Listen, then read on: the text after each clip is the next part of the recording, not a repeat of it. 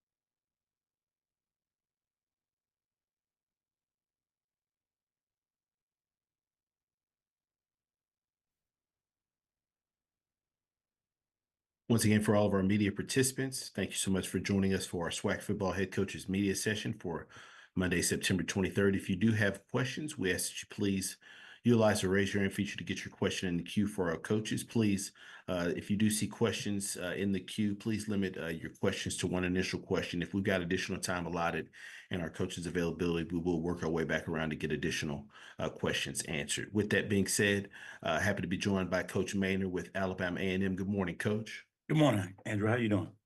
Good, Coach. Please start us out with an opening statement recapping your team's most recent outing at Austin Peay. Yeah, we went down to Austin Peay, good FCS football program. We knew that. They was in the playoffs last year. I said at the beginning of the week, I thought they was one of the top FCS programs in America that was 0-3. And we threw an interception first play of the game, man, gave them a short field, and defense went out and bowled the neck and held them 3 and out, and they kicked the field goal.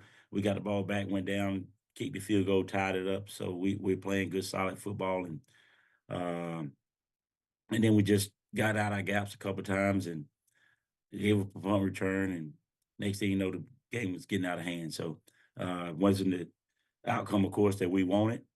So we watched that tape and learned from it and got to try to get better. We got a tough opponent this week going down to Tallahassee to play FAMU. Appreciate those opening comments, Coach. First question goes to Mona Stapleton. Good morning, Coach. How you doing? Good morning. How you doing? I'm good. Thank you for asking. So, Coach Maynor, you are heading into SWAC play with a 2-2 record. You do have that tough road game against a formidable Florida A&M team that has that home field advantage. What is the mindset that you're instilling in the locker room, and how important is this game to set the tone for the rest of the season? No, it's very important. It's the first conference game. It's the biggest game of the season because it's the next game. But it's the first conference game. Is on the road against the number one team at HBCU football in the power rankings. A great football team in all aspects: offense, defense, and special teams. Coach Colzie is doing a tremendous job. He's just picking up right where Woodie left off, and we got to be on our best A's and B's, man. And have a chance to beat FAMU at their place. Again, you said it. I think they got a 21 or 22 game home winning streak. I think it's 4 years or something like 3 or 4 years since they've lost at home. So they expect to win this week and get off to a good start. And we did too. We're looking forward to the challenge. We're looking forward to the challenge of going down to Tallahassee and try to do what nobody's done in 4 years, and that's beat them at their place.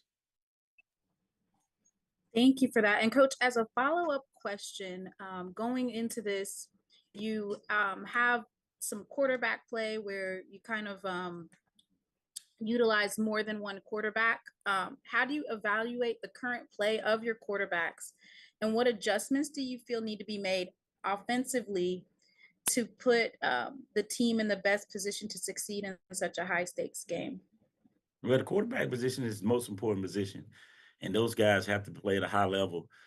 We ask them to do a lot. They have a lot on their plate. That's why they get paid the big bucks. That's why they're the quarterbacks. That's why they're the only other person on the football team to get wins and losses besides the head football coach. So they're different. They're different from everybody else, and they have to play that way. They have to be prepared. They got to make everybody else better. They got to make the O-line better, make the receivers better, got to make the running backs better, and they got to make your team better. So those guys got to execute. We got plays out there to be made, and they got to make them. Thank you, Coach. Yes, ma'am. Next question goes to Doc Holloway.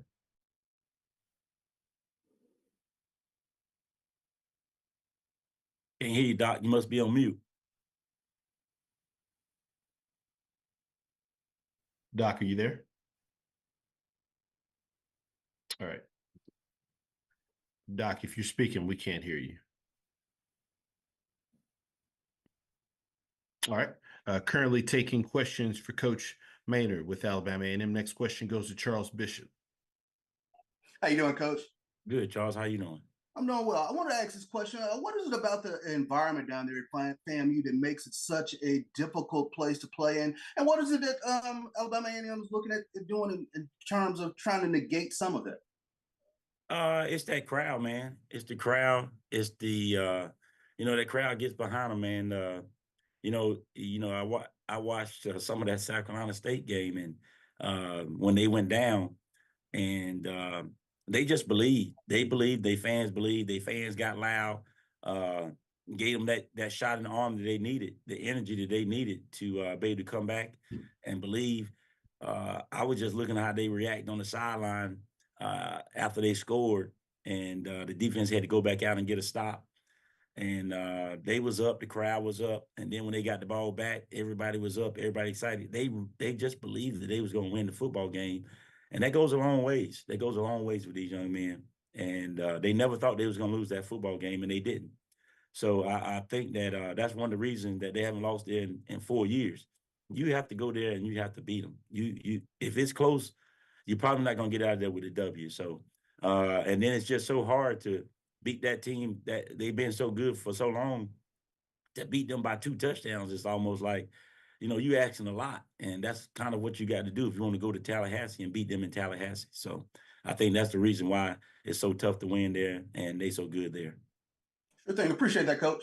Mm-hmm. Next question goes to Doc Holliday. Doc Holliday, HBCU Overdrive. Can you hear me now, Coach? I got you, Doc. You All got right, man. Sorry about that. Technical You're good. difficulties. Against Austin P, you only rushed for 57 yards and only averaged like 1.9 yards a carry. What are some things you're going to try to do as far as the next game against FAMU, against this front four defense, where you could try to get more of your running game established? We just got to do a better job of staying on blocks, getting off our double teams, getting up to the next level. We wasn't getting to the next level. We got stuck on our double teams and weren't getting up to the next level.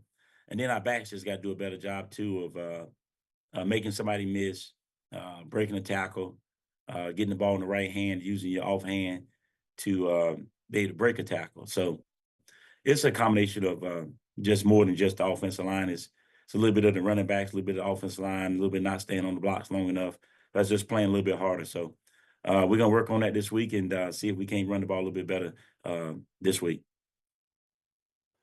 Appreciate you, Coach. Currently taking questions for Coach Maynor with Alabama A&M.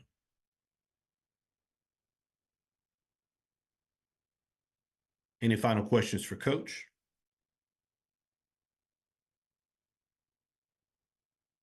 Coach, as always, we appreciate your time. Look forward to speaking to you again next week. Thank you. Yes, sir. Thank you. All right, we will pause momentarily. Thank you for your patience.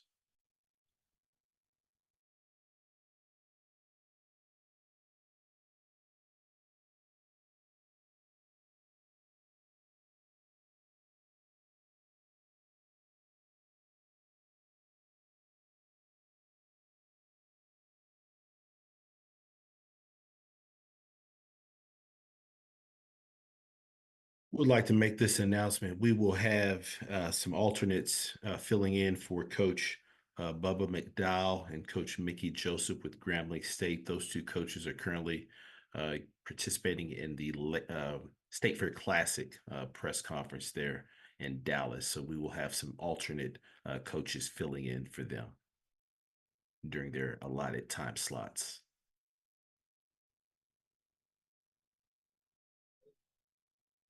Yeah, I had a blue screen that said that the host has joined.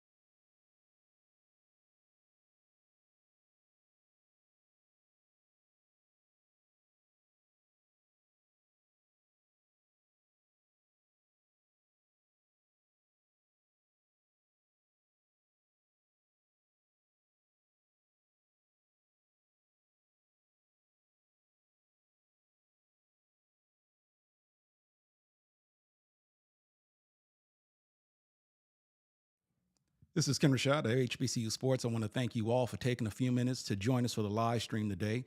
We currently have 80 people right now watching the live stream, and if you would be so kind, go ahead and hit that like button. Let's see if we Once can again, get for all likes of our up. media Thank you so participants much. on our call, if you do have any questions for our coaches, please utilize the raise your hand feature to get your question in the queue. With that being said, happy to be joined by Coach Robinson with Alabama State. Good morning, Coach. Good morning. How's it going? Doing great, Coach. Appreciate you. Coach, as always, we appreciate you taking some time out of your schedule to join us. Coach, if you could just start us out, just kind of recapping this past week for your program. Yeah, this past week we had a bye week, and the emphasis to the kids and the coaches is, it was a bye week and not an off week, so we still worked at getting better, worked on improving everything we're doing just from a small scale, and of course took a look at our opponent next week, which would be Bethune-Cookman. So excited to get into SWAC play. We know that they had a tough loss, and I know Coach Woodie have those guys ready to play, and so it's going to be a tough matchup going down to Daytona, fighting the heat and the weather and those type of things. So we were looking forward to the challenge, and we'll get the guys ready to play for next week. Appreciate those opening comments, Coach. First question goes to Timona Stapleton. Good morning, Coach. How you doing? Good morning. How are you? I'm good. I'm good. Coach Robinson, your team is currently ranked 8th overall in FCS for total defense, and you have been consistently holding your opponents to an average about 15.33 points per game. What key adjustments have you made offensively during the bye week to ensure some success during SWAC season, SWAC play as you enter into this next stretch of the season? Yeah, well, I think we just have to be more productive in all areas. We ran the ball pretty well, but we still need to get more explosive runs, and the wide receivers need to step up and make some more plays. I think we have a good group of guys, and can't keep talking about how they're explosive and how they can make plays, how they can go the distance. And I think those guys have to step up and do it, and that's going to be the challenge. I feel like they can, and I think they will. And so that's the biggest aspect of it.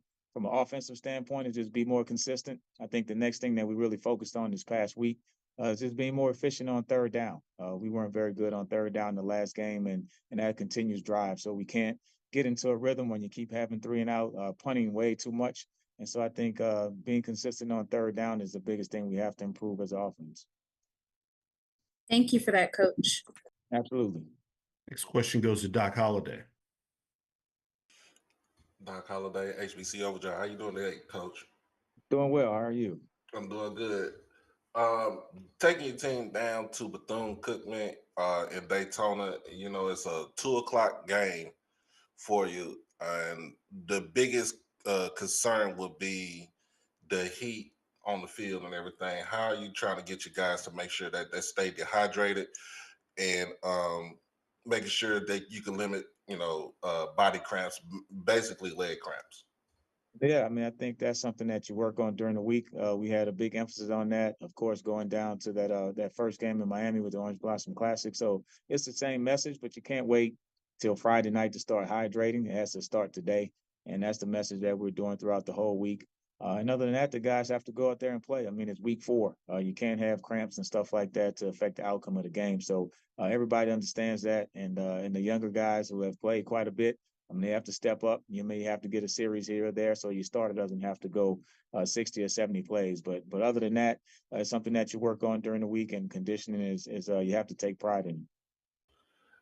Follow-up question is with Zach Sims, how is he maturating as now when he's became the starter since he became the starter?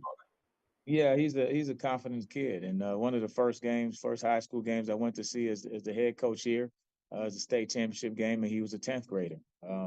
Kid that got hurt, he came in and played quite a bit that season, and also had to start in the championship game and won the game. So he's same situation. That's what I explained to him. I mean, you're a young guy on the veteran team, and we expect you to step up here and make plays and be the starting quarterback. So he's taken that challenge.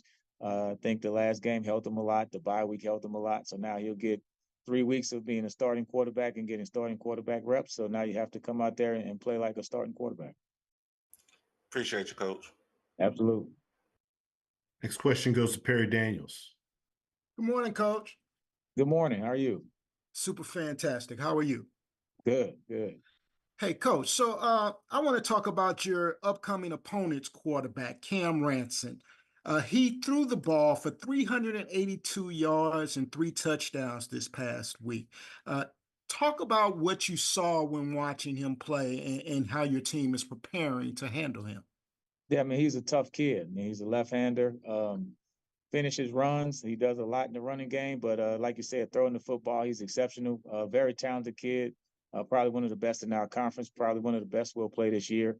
And I think we have to attack him and try to stop and limit what he does well, which is to me, when the play break down, he does a great job of continuing plays. So when it goes off script, he's able to make plays with his feet and still look down the field and still throw balls deep, and they'll take some shots. And we have to be up for the challenge. So cornerback, safeties, you got to put on your running shoes because you're going to get a lot of activity. And so we know it's going to be that type of game, so we have to be prepared for it. But he's going to be a tough kid to limit. You just want to try to slow him down, and hopefully he doesn't get into a groove. Thank you, sir. Good luck. Absolutely. Currently taking questions for Coach Robinson with Alabama State. Any final questions for Coach? Coach, as always, we appreciate your time. Look forward to speaking to you again next week. Absolutely. Thank you, guys. Appreciate it. Thank you. All right, we will pause momentarily. Next, we'll be joined by Coach Cedric Thomas with Alcorn State. Appreciate your patience. Thank you.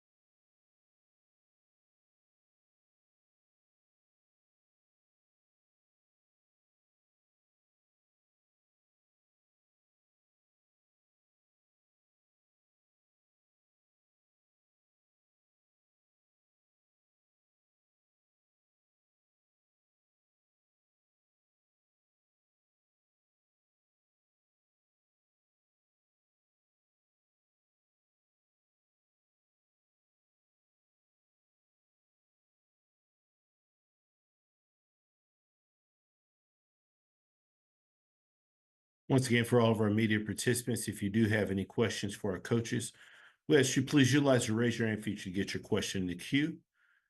We also ask that you please wait to be acknowledged prior to asking your question. If you do see several questions there in the queue, we ask you please limit your questions to one initial question. If we got additional time, we'll work our way back to get additional questions answered. With that being said, happy to be joined by Coach Thomas with Alcorn State. Good morning, Coach. Good morning. Coach, as always, we appreciate you taking some time out of your schedule to join us. Coach, if you could please start us out with an opening statement, recapping your team's most recent outing versus McNeese State. Yes, sir. Took a trip to Lake Charles to one of the more improved McNeese ball club, and from the kickoff, things just didn't go well. Didn't play well. 3 and out. Muffed the punt. They score 50-yard play. From down here, we muffed another one, 14-0. Just couldn't get on track. Offense scored. We got an excessive celebration, short field. We kick it off. They score. It's 28-7 going into the half. Just never regained any kind of momentum. Never established my defensive outlook on the game. And so very disappointing, very embarrassing loss. We're a better ball club than we showed, and I got to do a better job preparing this team to go in hostile environments and play like ourselves. So a lot of improvement. We got to make some adjustments and got to get better, and that starts in the morning. Appreciate those opening comments, Coach. One for questions for Coach Thomas. First question goes to Steven Robinson. Good morning, Coach T. How you doing? Oh, I'm blessed. What's up with it, Steve? All right. Good to hear from you. I know we had touched on this during the preseason, your relationship with Coach Wade at Mississippi Valley State.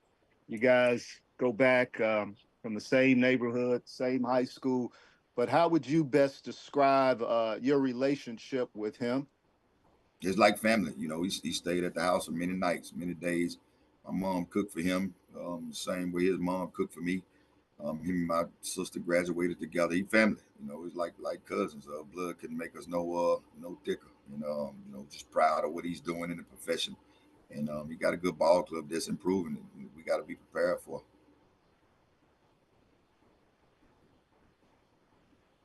This question goes to Doc Holliday. Morning, Coach. How you doing today? Oh, I'm blessed. What's up with it, Doc? All right, I'm doing good. Your team was pretty much evened out as far as your team stats. The only glaring issue you had was the penalties, where you had 10 penalties for over 109 yards. And you also had time of possession. You had 7 minutes more time of possession. But the outcome didn't go your way as you wanted to go against McNeese. What are some things you want to try to improve for this week against Mississippi Valley? We got to get the penalties down. We celebrate on the sideline. That's our whole mantra. We got 15 yards that affected us that counted at 7 points out. We got to clean up some technique stuff. Got to kind of, we had a onside kick, a sky kick that we touched early. That was another 15. That's 30 yards in penalty there. So we got to be more disciplined from that aspect. And then defensively, we're not playing the ball that we've played, since I've been here. And so we got to get back to the basic fundamentals of tackling, limited big plays, because, Valley got explosive offense also. And so we got to be better, especially there. And that'll get our offense more opportunities to score touchdowns. I appreciate your time, Coach. Appreciate you, Doc. Next question goes to Timona Stapleton. Good morning, Coach Thomas. How you doing? Oh, I'm blessed. How about yourself? I'm good. Thank you for asking. Coach Thomas, right now your team is sitting in the middle of the pack defensively and second to last in offense in the SWAC. After a touch stretch of games outside of that win against Edward Waters, what are you focused on during this bye week to improve the chemistry and the overall performance of the team ahead of this in-state rivalry game against Mississippi Valley? We got to be, we got to be way more physical at the point of attack. You got to be more efficient, throwing the football. But we also can't dig ourselves in a hole with a 14-point deficit that we got to come out and play out of. And that's forcing the quarterback to have to throw the ball more than he needs to. The offensive line doing a really good job establishing line of scrimmage and rushing. But defensively, we can't give up 200 yards a game. Besides that Waters game, we've given up over 200 yards in 3 games, and that's not us. And so we'll get that fixed. We'll do some things defensively to get that corrected because Valley is a very good offense, very good team, and we got our hands full, but we definitely can't let guys run the football over 200 yards on us. Thank you for that, Coach. Yes, ma'am. This question goes to Stephen Robinson. Yes, Coach, just your impressions of Valley. You kind of touched on it, but just maybe what you've heard, the scouting report on them overall, offensively and defensively, and any concerns. I know they've gotten off to a rough start as far as record-wise, tough schedule, but just your early impressions of their team after 4 games. Fast. You'll see number 6 in the slot, number 13. We recruited those guys, know them. One of them, hometown guy. But really improved. The score don't. The record don't indicate how good they are. They're a couple plays away. You see them play versus a good Lamar team down the stretch. So we got to do a good job. We ain't in no position to take anybody light, and they're a really improved ball club, and we got to play sound, and we got to play really good in all 3 phases. You look at Coach Wade and what he's doing in his second year. There, and he's really improved. That ball club has really improved. Even with the coaches leaving in the coaching carousel that he's had there. And so when we look at an improved Valley team that's going to be at home, that's going to be exciting, we gotta get off to a good start. We got to be able to play fast and limit the big plays and also tackle the football. And then we got to do a good job in the ball possession, from an offensive standpoint. And so we're looking for a good ball club. It's a good game on Saturday, but we also got to rectify some things come in the morning when we hit the practice field. All right. Thank you, Coach. Wish you well this week. Yes, sir. I appreciate everything you do down in the Delta for us. Next question goes to Perry Daniels. Morning, Coach. Morning.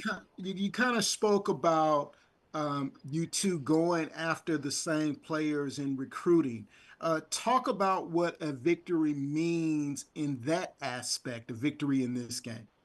You know, it's huge, you know, especially when you can kind of on North Mississippi, you know, area where I'm from and Coach Wade from, you know, it always helps when you get one up on the team, you know, your hometown team. You know, recruits know us. You know, we spend a lot of time at the junior colleges and also the high schools. And so anytime you can take your product on the road and play well and give the kids a insight and a sight on, you know, what offensive, defensive, special team, or team they can be associated with is always huge. You know, kids now want stuff. So even from the cliques to the accessories, you know, nowadays kids look at it. So we got to be suited and booted, not from that standpoint only, but we got to play well. We're not playing well right now. We're not playing our brand of football. And so we got some things to clean up, but it definitely helps when you go and play well and win, you know, on these road games to be able to steer recruits from that aspect. And Coach, your home field advantage is, you know, widely known throughout the SWAC. But talk about how tough of a place to play Itta, Mississippi is. Always is, always is. You know, I've lost some games there and won some, but all of them been close. You know, they don't give you anything. The travel, just getting there. You don't have to worry about the field no more. That turf will be fast for both sides, but it's always a dangerous place. And if you come sleeping in, you know, you'll be leaving sleeping out. And those guys, man, they be chomping at the bits down there. So we got our hands full. You know, we hadn't won one on the road yet, and it's a good time to start. You know, to be able to get that mark off our back. But we got to have a great week of practice and preparation to make sure we give ourselves all the advantages to be able to achieve that. Thank you, Coach. Yes, sir. Next question goes to Charles Bishop. How you doing, Coach?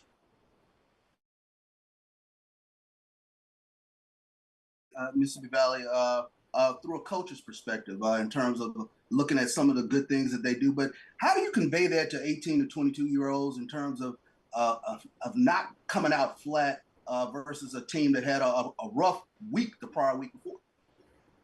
Just looking in the mirror. We ain't in no position to look at anybody. We kind of just worry about what's in house. We're giving up too many yards on the defensive side, and we're not scoring enough on the offensive side. And every week it's been some in the kicking game. And so, you know, just in house, you know, all just looking in the mirror, we're in no position to come out flat against anybody. So we got to be able to just mature as a ball club. We catch the football, we got to maintain the football. You know, we can't keep asking for the football and get it and then give it away. We can't throw it to the other team. We got to be efficient. We can't have bad eyes on defense. And so no matter who we play, if we do that, we won't be successful. And so, you know, I deal as a coaching staff, we got to get these guys to play to our liking and our branding. So we can give everybody that's associated with what we're doing a sense of pride, and we're not doing that right now. And so we'll rectify that starting in the morning. But we're not worried about, you know, what Mississippi Valley does, you know, from the past, from a historical standpoint. You know, we got to come out and take care of our own business. Good thing. Appreciate that, Coach. Yes, sir. Next question goes to Kendrick Marshall. Yeah, Coach, you mentioned some pretty concerning things about the football team and what they've been lacking these first quarter of the season. What do you think is kind of the common denominator behind guys not taking pride in the way they play and kind of some of the performances they've been showing throughout the first half of the season? Immaturity. You know, you look at some of the mistakes. You know, is out this freshman. You know, we got a redshirt freshman that catches the ball on the 1 yard line. We got a freshman punter that drops the ball twice in a row, and we work punting every single day.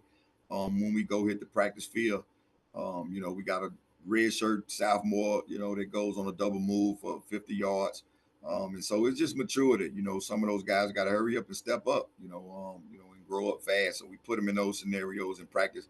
But evidently, I'm not doing a good enough job doing the practice sector for them to do it, you know, in the game. And so I think the biggest thing is just maturity. And they got to grow up, and we got to put them in those situations or do a better job to get them to understand, you know, what's asked of them, or get somebody else to do it. And so it's a collective group on both sides that got to get this thing fixed. Coach, as follow-up, is that a byproduct of a not a new coaching staff, but a change of guard from McNair to you, and new players coming in trying to familiarize themselves with new roles, or is it something else?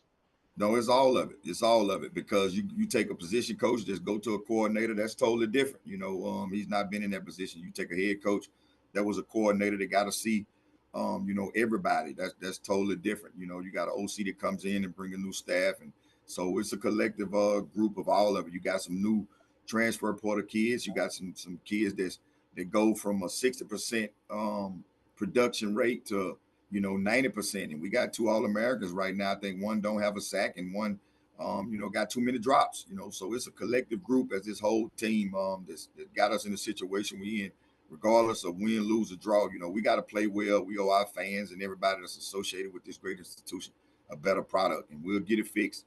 But it's really everybody, that's responsible for it. And it starts with me and it ends with me, and I'll get it fixed. Appreciate it, Coach. Yes, sir. Coach, as always, we appreciate your time. Look forward to speaking to you again next week. Yes, sir. Thank you. Next, we go to Bethune-Cookman, and Coach Woodie wants you. Happy to be joined by Coach Woodie with Bethune-Cookman. Good morning, Coach. Good morning. Coach, as always, thanks so much for taking some time to join us. If you could please start us out with an opening statement, recapping your team's most recent outing versus Clark Atlanta. All right. Obviously we had disappointing loss. We played at home on the offensive side of the ball. I mean, scored 6 out of 6 game on defense, kind of uncharacteristic of our defense. We gave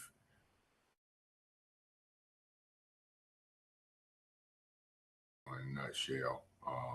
Then we gave the ball up on special teams, that kind of shot us in the foot. And later during the game, we could have put the game away. We did not convert on the 3rd down. The game to put it away had an unsportsmanlike penalty, even we shouldn't even. They kicked a 55-yard field goal, and obviously they deserve to win that game. So, we got a lot of work to do. I know Coach Eddie Robinson, unbelievable coach, doing a great job at Alabama State. He's going to have those guys ready to go. So we got our work cut out. Appreciate those opening comments, Coach. First question goes to Timona Stapleton. Good morning, Coach. How are you doing? Outstanding. How are you? I'm fine. Thank you for taking my question. You guys had a stellar first half. Cam Ransom, he had a total of 105 rushing yards, 382 passing yards. You guys had a really offensive game, 477 total offensive yards. However, the offense struggled in the second half. And due to Clark Atlanta's adjustments, it was like a freeze out. So going into this game against Alabama State, who ranks 8th in defense overall in the FCS, what type of strategy are you going to utilize to make sure that your offense is able to score not just in the first half, but the second half as well? Well, we just got to play discipline. Everybody got to do their 111. If everyone do their job, depending on what they give us and what we put out there as far as execution on offense, we have to, perform. We can't sputter. And like you said, we definitely could have put the game away on a couple of situations, and we didn't second half. So we're going to preach and work on finish. That's the word. Thank you, Coach. Good luck.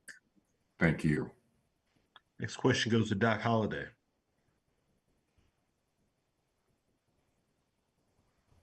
Good morning, Coach. How you doing today? Outstanding. How you doing, Doc? I'm doing good. Let's talk about you had 12 penalties for 117 yards. Also had 2 turnovers in this game, but you also only had the ball for close to 23 minutes, where Clark had it for almost 37 minutes. What are some things you want to try to do to change up in the next game against Alabama State? Well, we just can't allow people to extend plays. We knew that they were going to spread the ball out. Technique fundamentals not having that leads to penalties, and not doing it the way that it's being coached. And obviously we have to blame ourselves as coaches, and we got to coach harder, because what happens is when you have 7 penalties on defense, that gives them opportunities to extend plays. And that's what we can't do. We have to, go 3 and out, and we have to make sure that we're doing things the disciplined way, And my follow-up question. Cam Ransom had over 460 yards of total offense, also had 4 touchdowns, but he was the leading rusher for your team. What are the things you want to try to do to try to kind of limit him from running the ball so much and getting your running backs back into the game? Well, obviously, Cam, he has the ability to throw and also the ability to run, but we do want to spread it out amongst some of our other playmakers. Obviously, we can help out that situation by, making variety of calls. But what we want to do is we want to do the things that's going to keep moving the chains. And if he has to run and throw the ball, that's what he's going to do. But we definitely want to, open up the playbook a little bit, because for him, this year, his first year playing, and we don't want to give him too much. But as the days and the weeks go, we feel like we can open it up a little more so we can create more synergy around the offense. I appreciate the time, Coach. Thank you. Next question goes to Perry Daniels. Tough loss, Coach. Yes, sir. Coach, let's talk about the unsportsmanlike conduct penalty that extended their final drive. What is the message to your team regarding that particular penalty and unsportsmanlike penalties in general? Well, like I said before, that's uncharacteristic. at the end of the day, they know the standards, and obviously we done address that, and we're going to address it even more tomorrow when we practice, and we just can't happen. That can't happen. That's not what we do, and that's not how we're going to be. Was this a case of your team getting caught up in the moment and losing their composure? Well, I just think that, when you don't underestimate any opponent, and hey, next guy up, if you don't understand that. Thank you, sir. Thank you. Next question goes to Lionel Mosby. Hey, how you doing, Coach Woodie? Awesome. And yourself? Doing well. I want to ask a question because it's interesting you guys have Alabama State coming up here, seeing that because Alabama State was basically in a similar position on last year, having a loss early to a D2 school, but then basically being able to get back in it in the SWAC race. Just wanted to ask you, start of the year hasn't started off in a win column where you guys wanted. What are some of the positives that you feel like you've seen in the team that you can build on? Because at the end of the day now, SWAC play is about to start, and if you guys can go 1-0 over these next couple. Yeah. Well, being able to play those games before SWAC play, you get an opportunity to see a variety of individuals, in game situations, and that's what we've seen. Being able to assess the talent that we have on all aspects, offense, defense, and special teams. And now you feel, mentioning Cam, like I said before, he didn't start out the season as a starter. So, to be able to evaluate your players and just kind of see what they can do under the lights, that's the benefit. And then seeing, our guys improving in different aspects, that's when you feel like, hey, you got your team, you kind of know their strengths and their weaknesses, and then build upon the strength, and then obviously improve on the weakness.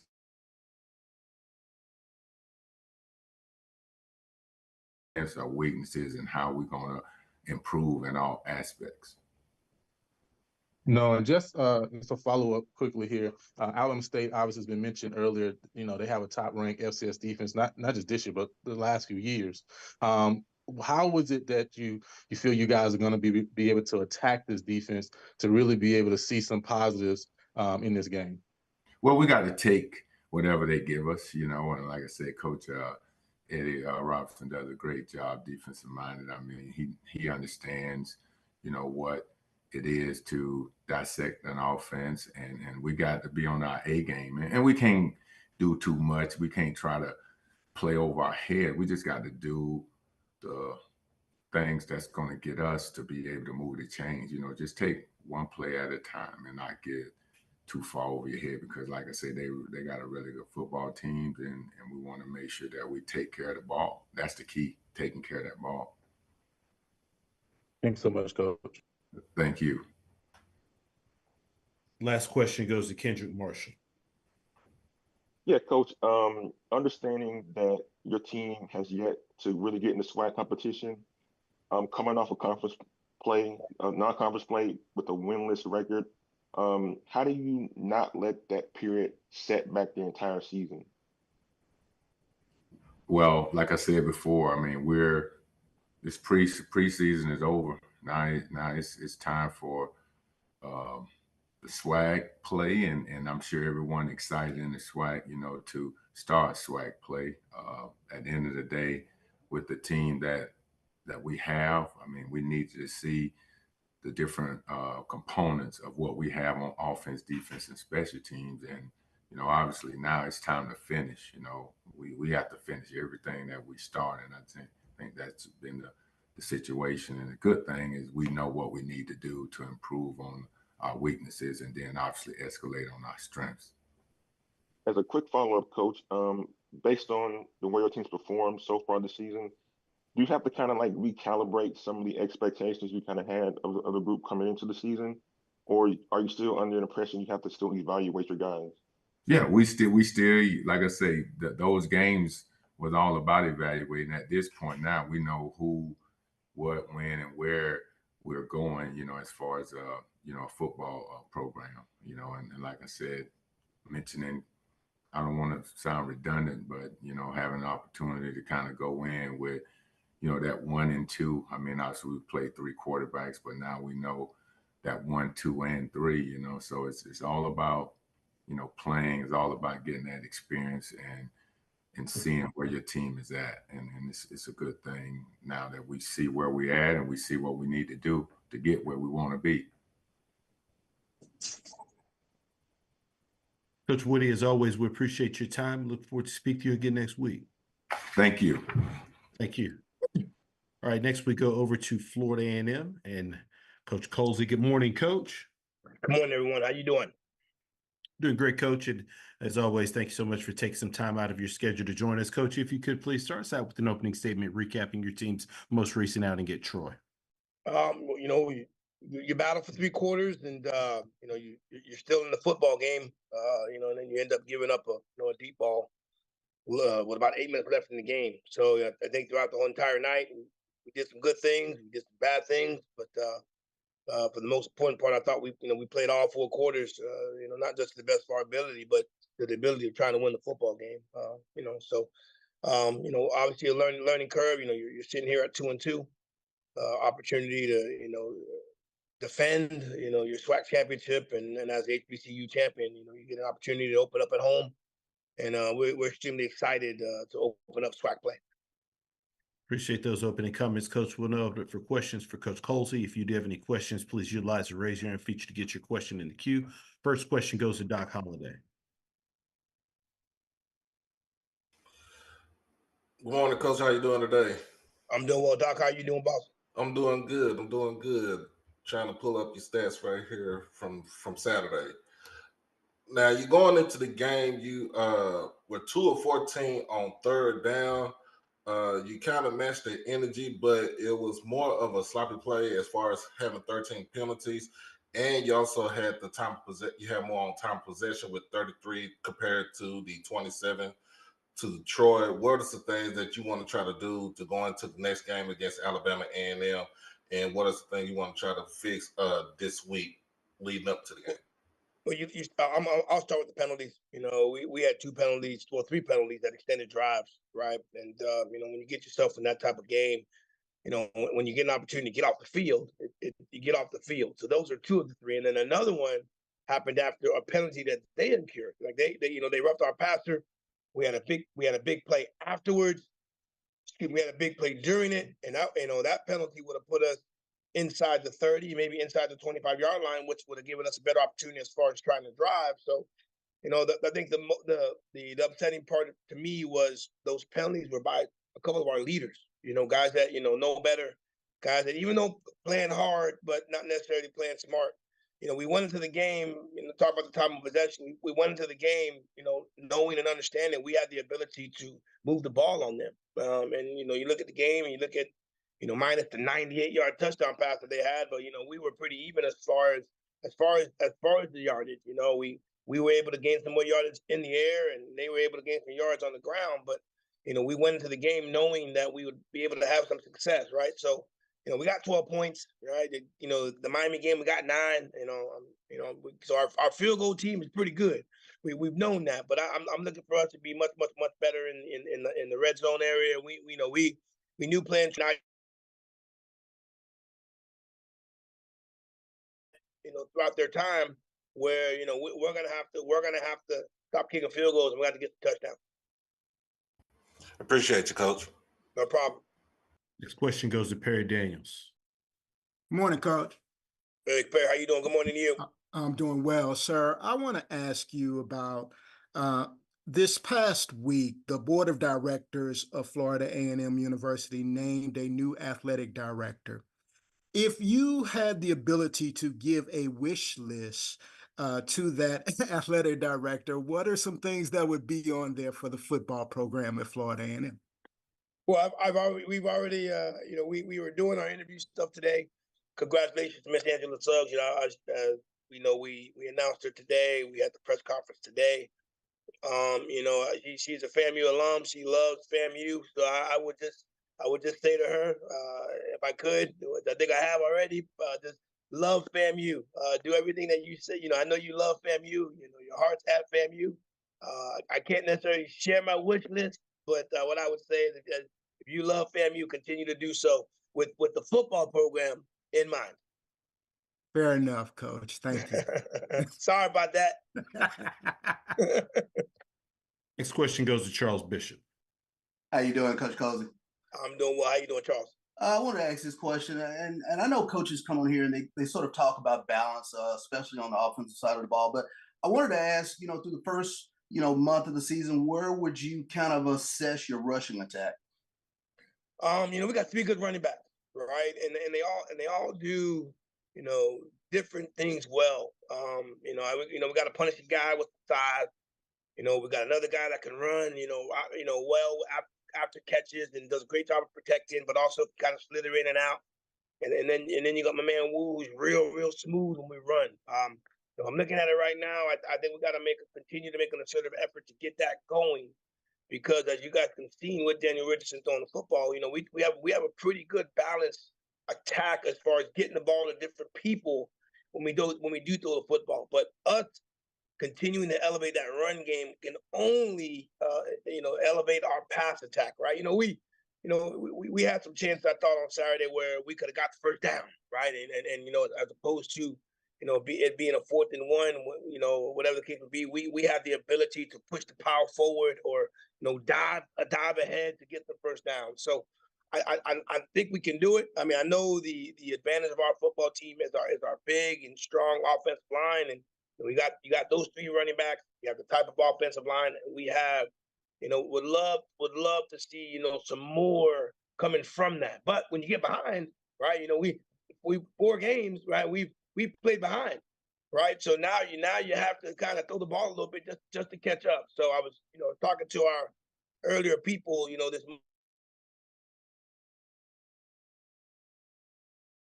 Now, when you play ahead, right? You've seen what we've done when we were ahead, when we've ran the football for 8 minutes in a quarter and not letting the team get the ball back. We've done that on 2 occasions. So, I think we've done a good job for that part. But, for us to continue to be great with the run game, that I think we got to be ahead a little bit more. So to start being able to do that. Sure thing. Appreciate that, Coach. Thank you. This question goes to Kendrick Marshall. Yeah, Coach. You've finished up non-conference play, playing back-to-back FBS opponents. What did you take away from those games in terms of like how much you now know more about your team heading into conference play? Miami's a damn good football team. That's the first thing. Second thing I would say about Troy, I don't know if we got a chance to see how good of a team we are. Right. I think I told our 70 players that traveled, I think we might have left one in Troy. I thought we did a good job of answering when they did some things. I think we had an opportunity to score some touchdowns as opposed to some field goals, and I think we're in a much better situation if we're able to do that. But what can you take from it? We took that we could play. We had at times we could play with the University of Miami. For about 3.5 quarters, we showed that we could play with a Troy team that that's going to win some football games throughout the year. So you got an 85 scholarship compared to our 63. There were some advantages that Troy possessed that we didn't have. But I think our guys saw that we could play with those type of players, those type of caliber of football teams. So now you get yourself to SWAC play. We understand that we got to play up to our level, right? We got to play up to our level. And if we can do that, we should win more than we lose. But if you don't come out there and take care of your details, you don't come out there and execute like one of the top teams in the country, you could put yourself in a dogfight. So we haven't necessarily done that for full quarters, and I'm anxious to see what we can do and how we do it. But I still think, and I know we got a very, very good football team, but we just got to be able to execute at all times, right? And we haven't necessarily done that just yet. As a quick follow-up, Coach, you talked about getting off to better starts in games, playing ahead, and playing a full 4 quarters. What's the recipe for doing that for FAMU, as you guys say in the conference play? Well, we deferred. I think we've given up a touchdown. The first couple series, first series or two, and on almost every football game. So defensively, we're gonna have to do some things a little bit different, whatever they may be at this time, as we continue to get ready for Alabama A&M. And offensively, right? I mean, we kick some field goals. We haven't scored at all, right? So, just being able to slow them down on the defensive side and being able to put 7 points on the board from the offensive side. Easier said than done, obviously. We've incorporated some things to practice that, right after flex, making sure we're ready to go. But we're a talented bunch. We got 8 football games left in the season. I don't want this football team to be labeled anything just yet. We only played 4 games. We played against 4 quality football teams, 2 of them being FBS programs. We're 2-2. And I think right now, but we are 0-0 as we start SWAC play. So with the SWAC defending champ, with the defending SWAC champions, with the defending HBCU champions, we know week in and week out we're going to get every single team's best, and it's important for us to understand that because Alabama A&M's coming ready to play, not just to play us, but they're coming in to beat us. So we must take that challenge on head on. I appreciate it, Coach. No problem. Coach, as always, we appreciate your time. Look forward to speaking to you again next week. Hey, thank you very, very much, and good luck to everybody this week. Appreciate it, Coach. Thank you. All right, we now go over to Grambling State. As mentioned, filling in for Coach Mickey Joseph will be Coach Jason Rollins with Grambling State.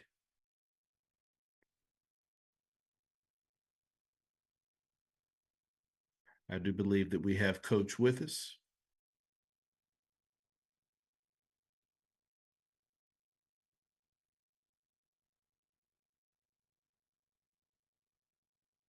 All right, we'll pause here momentarily as we work to get Coach connected. Thank you for your patience.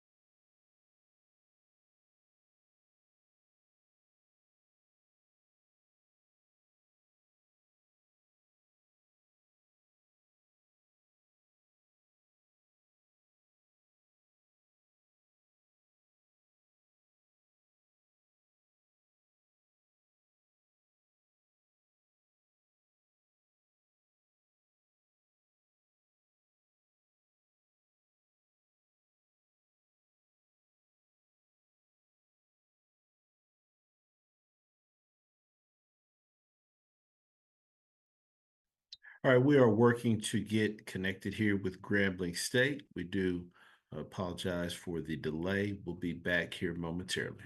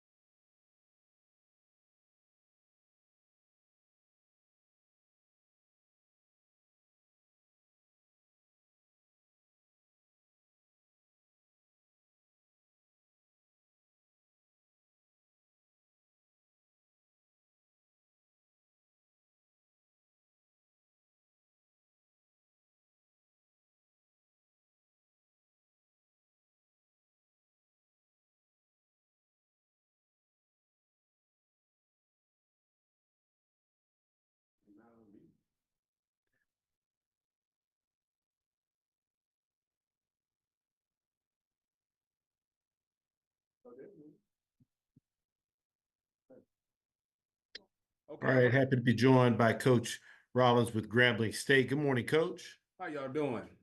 Doing great, Coach, and as always, appreciate you taking some time out of your schedule to join us. Coach, if you could please start us out with an opening statement, recapping Grambling State's most recent outing versus Jackson State. I mean, great home crowd. Anytime you get Jackson State and Grambling together, you know you're going to bring out a big crowd. Great game day atmosphere. But overall, we started fast. Had an opportunity to get to a fast start, scored on our first two drives. It was back and forth in between. Had a little momentum, saving play at the end of the half where we had a defensive score. And that kind of propelled us into the second half where we were able to finish strong. And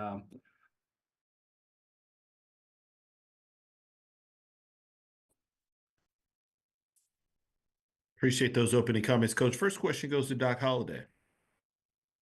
How you doing, Doc? What's going on, Coach? How you doing today? Doing well. All right. Since you're the defensive coordinator of the team, your defense is so opportunistic where you lead pretty much FCS and turnovers taken. What are some things that you thrive on as far as your defense goes, and especially when it comes to forced fumbles and interceptions? You know, you get what you emphasize. You know, we talk about it every day. We chart every strip attempt, every time we touch the ball, it's charted. We have drills set up for takeaways. Coach Lee does a really good job of putting our takeaway circuits together. And Coach Joseph, he has certain segments of practice that's designed for protecting the ball and taking the ball away. So it's kind of what you emphasize, and we're getting a lot out of it. I appreciate the time, Coach. Next question goes to Perry Daniels. Hey, Coach, I want to drive down on that a little bit more because your defense has 11 turnovers in the past 2 weeks that you've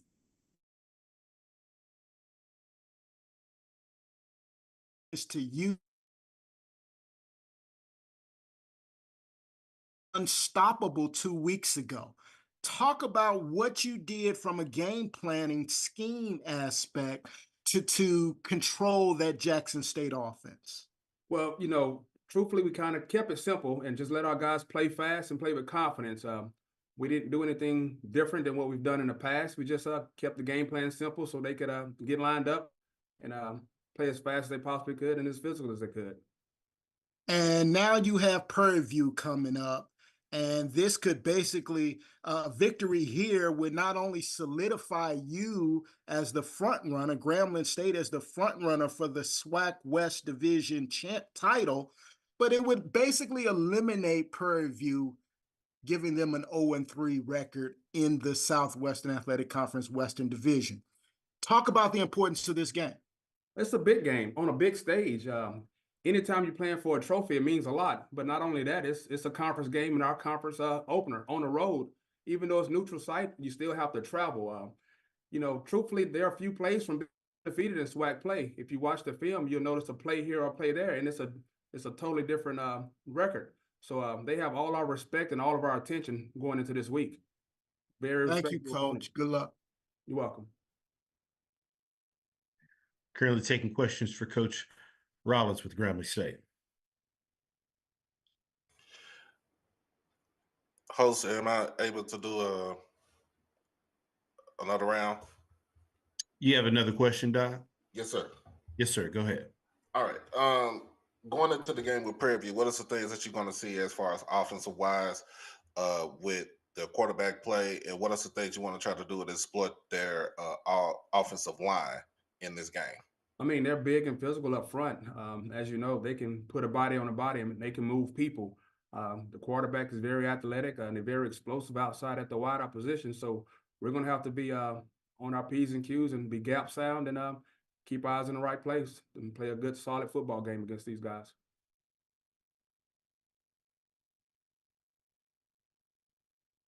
Next question goes to Brandon King.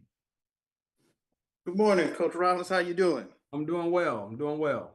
Brandon King here with Inside the HBCU Sports Lab and SneakerShopTalk.com. Now, in your earlier comments, you did talk about the turnovers and that is something that you all emphasize and practice and things of that nature. Now, with that being said, when you go into a game, is there a goal or a set amount of turnovers or defensive opportunities along those lines that you look to create? No goal at all. It's just muscle memory. What you practice, what you get in the game. So if you catch them in practice, strip them in practice, or scoop them in practice, you're going to do it in a game. So we chart everything in practice as far as how many strip attempts you would have, how many interceptions or PBUs, whatever you may get in practice. So if you continue to do it and you continue to emphasize it, it just shows up in the game. It's not blocking and tackling. If you continue to block in practice and tackle well in practice, game. Thanks, Coach, and good luck this weekend. Thank you. Last question goes to Lionel Mosby. Hey, how you doing, Coach Rollins? I'm doing well. TV definitely has, one dynamic receiver for sure that pops up on everybody's radar, Shamar Savage. Southern did a great job this past weekend, really being able to limit him. What are some things that you guys have seen that you really be able to take advantage of, not allowing the big plays from the guys on the outside that you talk about that could be explosive? I mean, it's hard. Now, he's going to have all of our attention. It's hard when you have a dynamic player like that. For the most part, you don't stop them. You just hope to be able to contain a guy of that caliber. So, we're going to have a bunch of eyes on him, and I promise you that we will, because he has our full attention. Now, if I tell you anything else, then they're going to game plan for it, right? That's true. That's true, Coach. So I want to ask you too, as well, from the offensive side of things. How do you guys feel about the play of Miles Crawley so far, especially this past 2 weeks? Haven't seen him put up as much yardage as he is capable of, right? But still being able to move the offense right and being able to be effective. How you guys feeling about the play of Miles Crawley so far? Oh, great. Miles is our undisputed leader of our team, and we follow his lead. Our guys rally around him. He's playing really, really well. And at the end of the day, our goal is to be 1-0 at the end of the And so he's leading us to victory, which is everything that we want. Thanks so much, Coach. You're welcome. Coach, as always, we sincerely appreciate your time and good luck. Oh, thank you. Yes, sir. Thank you. Next, we go over to Arkansas Pine Bluff. And Coach Hampton, once again, if you do have any questions, we ask you.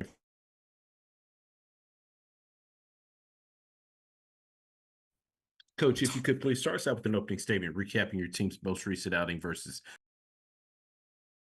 Yeah.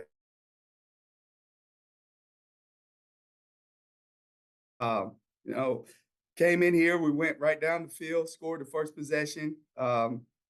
We get them the second down, and we just missed a tackle, man. We knew the running back was a leading rusher in FCS and go for 56 yards. It's just like, it's an easy tackle. We didn't make it.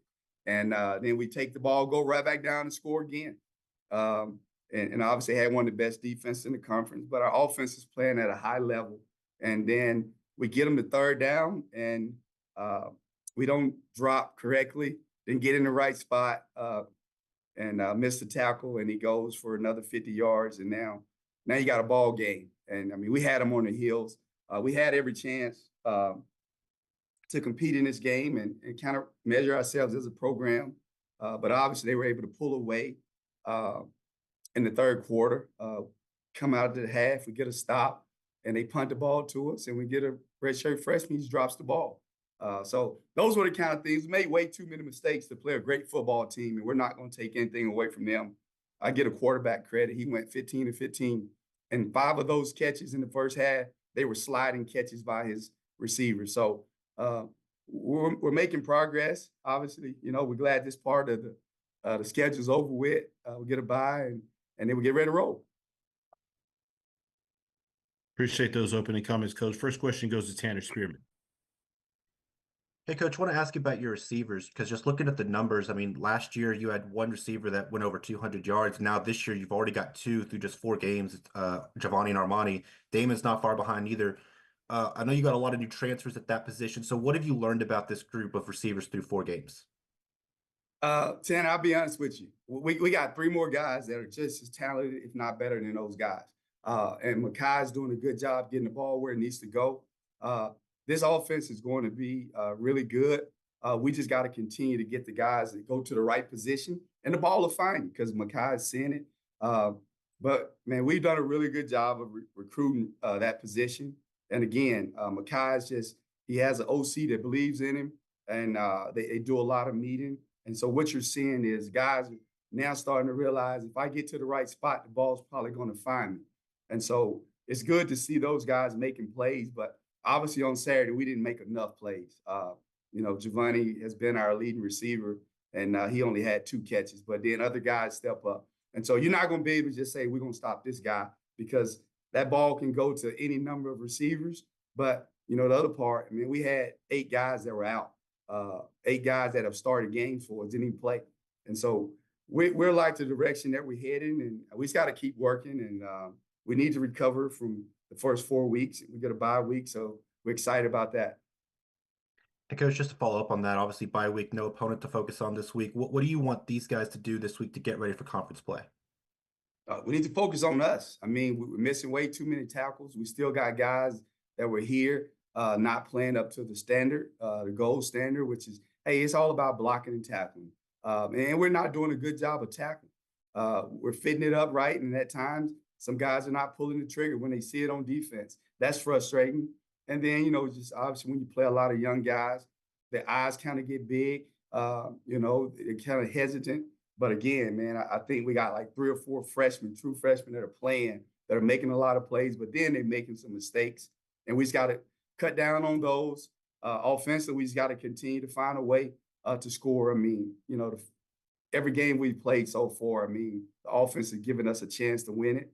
Even Arkansas, man, the first 3 drives, I mean, if those guys hit the correct hole, catch the ball, I mean, we're probably going to score at least 10 points, against Arkansas early in the game.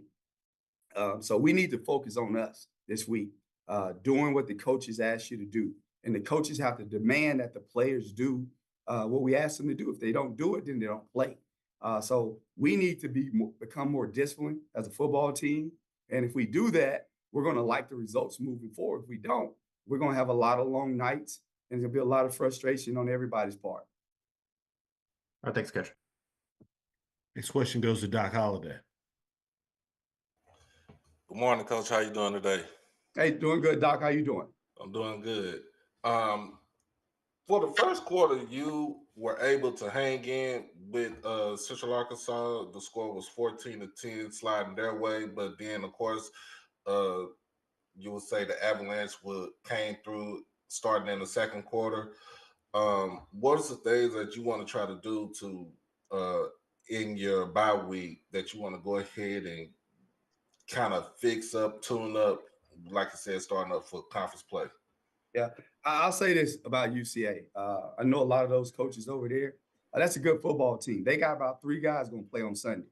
Okay, we don't have those kind of guys yet. We're going to get some of them here. We got some young guys pretty talented. So what happened in the second quarter is we're moving the ball offensively, and then we get penalties. We had 11 penalties. All right, we had 6 holding penalties.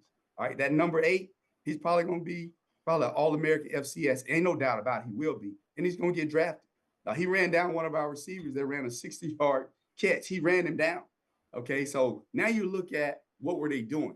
All right, so we're moving the ball, and then we get a penalty because now we don't vertical set enough, and he runs around the edge. And he creates a tip ball, and they pick it off. So those are the kind of things that we got to work on. Just being very coachable, being very disciplined. And on defense, man, we got to just stay in our gaps. I mean, you hear the coaches talk about it every game. Like guys getting out of gaps, trying to do too much. And you got to understand a run blitz from a pass blitz. And those are some things that we got to get corrected. But this week could be a great week for us. Like I said, man, we had a tough schedule like most of these coaches on here. I mean, you play guys, you play Arkansas, you got Arkansas Baptist, which you should have won. We did. Then you play Tennessee State, a really good football program. And then you play a number 7 ranked team in FCS. And so now we get a chance to kind of take a break. When I say a break, you get a kind of mentally kind of refresh, but we know what's ahead of us, like every coach on here. It's an opportunity for us all to go out there and chase the championship. So we're going to work. Ain't no resting around here, okay? We're going to go to work on Tuesday like we do a normal work week. And so we got to get better. We'll keep pushing our young guys. They need to grow up. It's time. It's football time. You only get so many opportunities, and we don't want to waste it, especially the way our quarterback's playing right now and with the receivers that we got. And again, our 2 tailbacks, the guys that have been starting, didn't even play the game. And so now we still doing some good stuff. We just got to keep working. I appreciate you, Coach. Any final questions for Coach Hampton with Arkansas Pine Bluff? All right, last question goes to Brandon King. Good morning, Coach Hampton. How you doing? Hey, doing good. How you doing, Mr. King? Pretty good, pretty good. Brandon King with Inside the HBCU Sports Lab and SneakerShopTalk.com. I wanted to ask you, Coach, after these first 4 games, what have you learned about your team, and then what are some of the stackable positives that you can build on as you go into conference play, and then what are some of the things that you kind of want to get away from in terms of bad habits as well? Yeah, obviously, number one, the thing we need to get away from is just the penalties, all right, to get us behind the chains, all right? If we can just stay on track, then we're going to be able to move football, okay? Because like I said, we got really good receivers, quarterbacks playing at a high level. We got talented running backs, and our tight ends are pretty good. And our O-line's done a pretty good job. I think we gave up 2 sacks this week to a team that's really, really good. And so I'm really excited about where we're at offensively. Special team wise, we're not being special. We're not punting the ball. We had an all-conference preseason punter. He's not doing a good job, and we got to get him back on track. And then obviously on our return game, we're not straining on blocks. So we need to do a better job there. We'll shore that up. And on defense, man, we're giving up way too many yards rushing. I mean, we got guys that's not being physical at the point of attack. And so we'll be working on that this week. And obviously, we knew we had some young guys at the corner position. Our best corner hadn't played in 2 weeks. And, a kid that transferred from Liberty, I mean, he's pretty doggone good. But the problem is he can't never get on the field. So it's allowing us to play a lot of young guys that get some valuable experience. But, hey, after this week here, hey, man, it's all hats in, man. Ain't nobody got no excuses. Nobody feels sorry for the Golden Lions, and we got to go play football. Thanks, Coach. And let's move into the conference portion of your play. Good luck the rest of the way. Thank you, sir. All right. Take care. Coach, as always, we appreciate your time. Look forward to speaking to you again next week. Appreciate it. Thank you. Next, we go over to Mississippi Valley State and Coach Wade. Good morning, Coach. Hey, good morning. Coach, appreciate your patience with us. Coach, if you would please start us out with an opening statement, recapping your team's most recent outing at Nicholls State. Yes, sir. Came off another tough loss. Just a really good Nicholls State team, a team that I'm sure you'll see in the playoffs. We knew it was going to be a tough task, just 4 weeks in a row and, that being the finality of it. But again, we came out relatively healthy, so that was the most important thing. We turned our attention to a really good Alcorn team. So we get into SWAC play. So our season begins this weekend, and we're looking forward to it.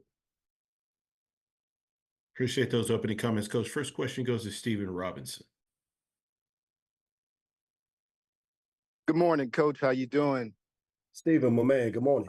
Good morning to you. I know we had talked on this last week in terms of playing your first 4 games on the road, stiff competition, a lot of the travel that was involved as well. But in terms of just the excitement centered around your home opener, your SWAC opener, your in-state rival, and playing on a new field, just talk a little about just that aspect of going into this this game with Alcorn State this weekend, everything that's centered around it.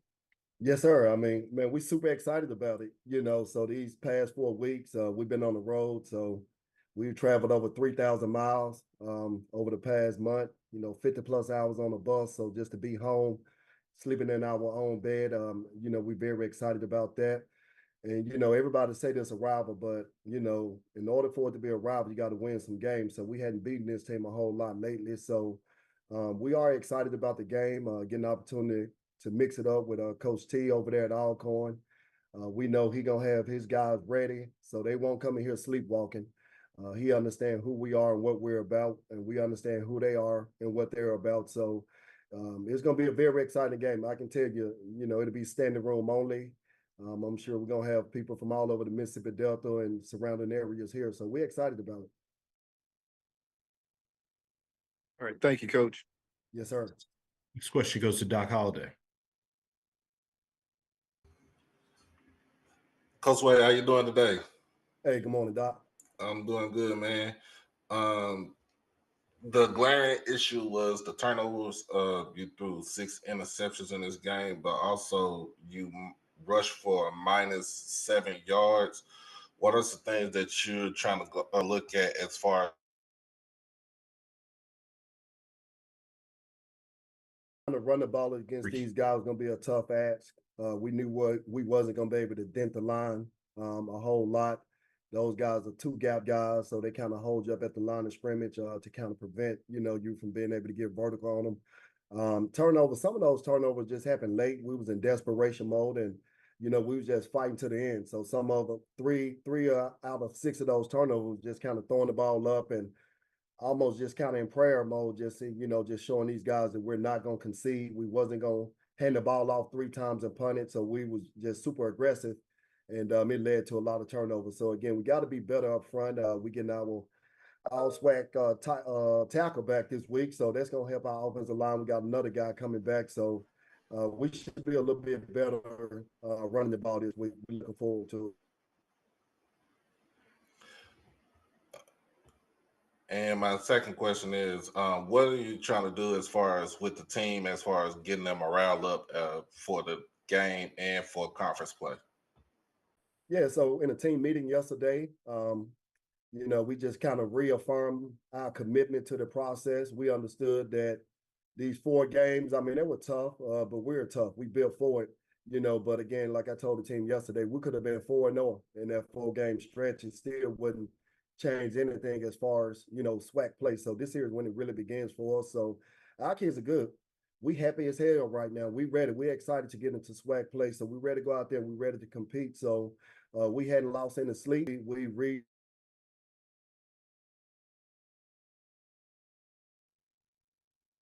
Appreciate you, Coach. Yes, sir. Next question goes to Ty Miller. Good morning, Coach Wade. Ty Miller with the Power News Radio Network and Black College Football Weekly. How you doing? Hey, I'm good. Good morning, Ty. Coach, you mentioned that you have an all-conference tackle returning, and statistically, you've had some difficulties on both sides of the ball in the run game, stopping the run and running the ball yourself. So can you discuss and talk about, is it schematically, or is it talent, or is it a combination of your offensive line and defensive line just not being what you want them to be at this point? Well, as far as running the ball, we know that our strength on offense is being able to get the ball on the perimeter to our playmakers. We do have to do a better job of establishing a run, and that starts with coaching. That starts with us. So obviously we've looked at it at ourselves first, and there are some things that we're looking at. We're going to just teeter with some things. We want to try to make it better for the kids. So we've looked at that defensively. It just gap, trusting the man next to you. Everybody just kind of trusting that their brother gonna do their 111. You do your 111. It's nothing crazy schematically that we had to change, but there are some changes that we've made going into this game. We're gonna do some things a little bit different defensively. But again, it's just kind of about everybody doing their job. I made some changes to the coaching staff. There were some people with us that's no longer with us, as of today. So there have been a number of things that's had to transpire, and we're looking forward to getting out there this weekend and just kind of putting a better product out there, because we're better than what our numbers indicate, regardless of the competition. We just got to do better holistically, players, coaches, and everybody else involved. Thank you, Coach. Yes, sir. This question goes to Stephen Robinson. Yeah, Coach, we had touched on this during the preseason, and I asked Coach Thomas as well about it earlier during today's pressers.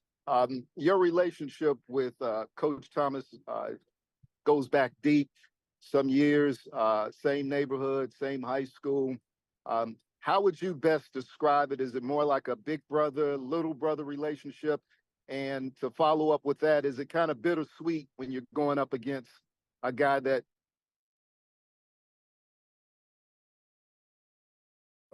Man, it's definitely a big brother. Actually, it's big little brother. He's the big brother, but I'm bigger than he is. So he's definitely somebody that I've looked up to. He helped me as I climbed through the ranks. Any decision that I've made, I've always called him, got his opinion about it. So he's definitely somebody that he means a lot to me. Blood couldn't make us any closer. I mean, we're locked in for real. So I admire that guy so much. I watched him, as he kind of grew through the ranks. I remember him being at Mississippi Delta coaching when I was playing here at Valley, and bringing his DBs over and, using his personal car just to kind of help these young men out. So he's definitely somebody that I look up to, and I'm looking forward to getting out there competing with him. We both come from similar backgrounds, come from the same neighborhood. And, we built the same, we cut from the same cloth. We as blue collars, they come, certain type of people are only allowed around us. If you're not tough, you can't be around Coach T. You can't be around Coach Wade.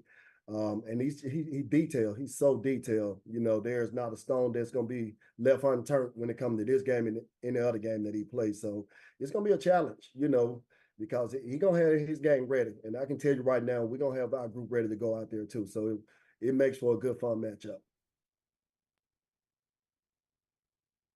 All right. Thank you, Coach. Wish you well. Sir. Thank you. Next question goes to Mona Stapleton. Good morning, Coach. How you doing? Hey, good morning.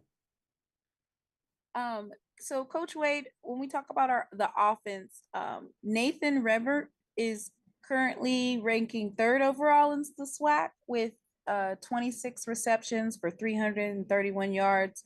You spoke about how the overall offense doesn't necessarily define your team. So how do you plan to set him up to make impactful plays against Alcorn State? Well, we got a few playmakers. Nate has done a really good job, but also Cedric Ross, who leads our team in touchdowns. That's our job, to find a way to get the ball in our playmakers' hands. So, we missed a lot last week. This past weekend, we missed a lot. Quarterback made the right read. We just missed some throws. But again, our game plan is always centered around getting the ball around our playmakers. I won't go too in depth into it. I'm sure Coach T is probably still on here. So we definitely plan on trying to get the ball in those guys' hands. And we're a better team when the ball is in number 6 hands. We're a better team when the ball is in number 13 hands. And some of the other guys we got coming back. So we're going to keep finding a way to feature our playmakers and get them in space. Thank you. And as a follow-up question, historically, the field has excitement surrounding the newly renovated field, and how do you plan to prepare your team to harness the energy of the home crowd and bring that I guess maybe that dynamic that's needed to have a one-up on Alcorn State as they come inside of your home? Yeah, I don't have to say anything to those guys. We're home, and we're gonna protect our backyard. They're just who we are. You know, whether we on turf or the old grass we had, we'll do it on concrete. It doesn't matter, you know. So again, I don't have to say much to those guys. When you step on that field on Saturday and you feel the atmosphere, you can't help but feel it. So we're looking forward to it, and we more concentrating on just kind of doing our job and just focusing on just basic fundamental play and doing things we need to do. You know, the crowd is going to be the crowd. It's going to be loud. It's going to be exciting. But again, we still have a job to do. So we're not investing a lot of time speaking about what the crowd is going to look like and all those things. So again, we excited to be home. I tell you, I know they're excited just to be able to sleep in their bed on a Friday night. So it should make for a fun matchup, as I said earlier. Thank you. Good luck, Coach. Yes, ma'am. Thank you. Coach, we sincerely appreciate your time. Look forward to speaking to you again next week. Yes, sir. Thank you. Thank you. We now move over to Prairie A&M, and as previously announced, we have Coach Green filling in for Coach Bubba McDowell. Good morning, Coach. Good morning. How you doing? Doing great, Coach. Appreciate you. Coach, thank you so much for taking some time out of your schedule to join us. Coach, if you could just start off by recapping the team's most recent game versus Southern. We had a home game against Southern University, a SWAC opponent that we know really, really well. And we knew coming into the game it was going to be a big-time battle. And those guys were battle-tested, and more kudos to them as a coaching staff and as players. They came out and played well. And we have to circle the wagons now and figure out a way to get everybody going in the proper direction. And we've done some good things. We went to halftime with a lead. Now we have to come out of halftime playing good football and resurrect ourselves to win this football game. So more kudos to them. And we back at work today and going to be to work tomorrow for the rest of the week, getting ready for our next opponent. Appreciate those opening comments, Coach. First question goes to Perry. Hey, Coach. Good morning. Good morning. After 2 SWAC Western Division losses, what is the message to your Prairie A&M team? It's not over. That's the biggest thing we tell them, man. A lot of people want to tell us it's over, man. Y'all done everything that y'all can do. You can't fight anymore, man. I've been in this conference for a very long time, and I understand that I'm on the west side, and as we call it here on this campus and probably a lot of other campuses, it's the Wild Wild West. It's a lot of good football teams, a lot of good football coaches that's on this side, and it's going to be some games that's hard fought. We play every Saturday, so for the next couple of Saturdays, everybody's talking about they starting SWAC play on the call, and that's the best thing because those other teams that we lost, we have to play other people as well. So we go out there and do what we can do. We control our controllables. We control our destiny at this point. Just have to win football games. You win out, you see what happens after that. And Southern University, this past week, did anything they do surprise you all? What was it something that they did better than you expected? Did the game plan go as expected? So we came out, and the first half, man, it was a back and forth match, man. It's 2 good defenses. We start with that, 2 good defenses and 2 sound offenses. So, man, good defenses usually win at times. So, man, we were out and we were holding them and they were holding us. So we were able to get some things going offensively, hit a big shot, and then got a drive together. So we went halftime 14-3. After halftime, man, both teams came out as expected. It's just they continue to bang that game plan, and we got, I don't know, lax maybe a word to be said, but we have to finish the game. I think they done what their game plan was, and it's exactly what we saw on film. They mixed up some coverages, they mixed up some fronts, sent some blitzes, but all in all, man, I think both teams remained who they were to the end of that game, and they came out on top. Thank you, Coach. Good luck. Thank you so much. Next question goes to Doc Holliday. Good morning, Coach. How you doing today? Good morning. How you doing? I'm doing good. Southern was able to run the ball for almost 6 yards a carry. As far as defensive wise, what are you trying to do to improve, make sure like gap integrity and pretty much contain it? Exactly what you said, man. We got to fix the gaps. If we got a gap problem, we got to go figure out which gap it is, and we got to make sure our guys are fitting in the proper place. So that's the big emphasis, man. We talking about gap control, who has which gap, and it's not something that we just started, something that we've been doing since day one. We have to remain gap sound in everything that we do throughout the week, throughout the day, throughout the game. Every play matters. So that's the big emphasis, man. Let's continue to find the gaps. Spill when you're supposed to spill, step slant when you're supposed to step slant. Get your hands on somebody and shuck them off of you and go make the tackle. My second question is Kobe Cavill with the 72-yard catch and score for the touchdown that put y'all up 21-10. Give us a insight about Kobe and what he brings and provides to the team. He is lightning in a bottle, man. He was here with us last year, man, and we couldn't. He was banged up a little bit, so man, we figured out how to maintain him, how to get him on the field. So man, getting him in the field and getting him situations where he's successful are great for us. We put some things together for him. We give him some packages at times, but for the most part, he's a every down player for us. We just want to get him in the game. When he's in the game, we're looking to make plays, not necessarily just to get him the ball, but to use him and use his skill set, his speed, his agility, his quickness to get him the ball and to get people to note on him and now get the ball to someone else. Appreciate you, Coach. No problem. Thank you. Next question goes to Lionel Mosby. Hey, how you doing, Coach Green? How you doing? Doing good, doing good. I was going to ask, this game, I think we ran the ball 54 times, but only was able to average 2 yards per carry. I wanted to ask, what was the issue that you guys saw there up front? And also, I know early on, we saw the freshman Bingman get a couple carries. He seemed really effective, but we didn't see him later on in the game. What was the kind of the decision behind that, personnel-wise? First, man, whenever you running the football, man, you get your ups, you get your downs, of course. So we ran the ball 54 times. We actually were able to gain 175 yards. But the situation is we took some sacks. Partially O-line, partially quarterback, partially receiver, whoever it may have been, take the sacks. And that take your total down to 109. Now it looks like you only rushed for 109 yards. In actuality, you rushed for 175. So we were able to put some good stuff on film and do some good things in the run game. So we just have to nullify those sacks, man. Make sure that we're protecting the quarterback, make sure he's protecting himself and getting rid of the ball when he needs to get rid of the ball, and no negative yardage plays.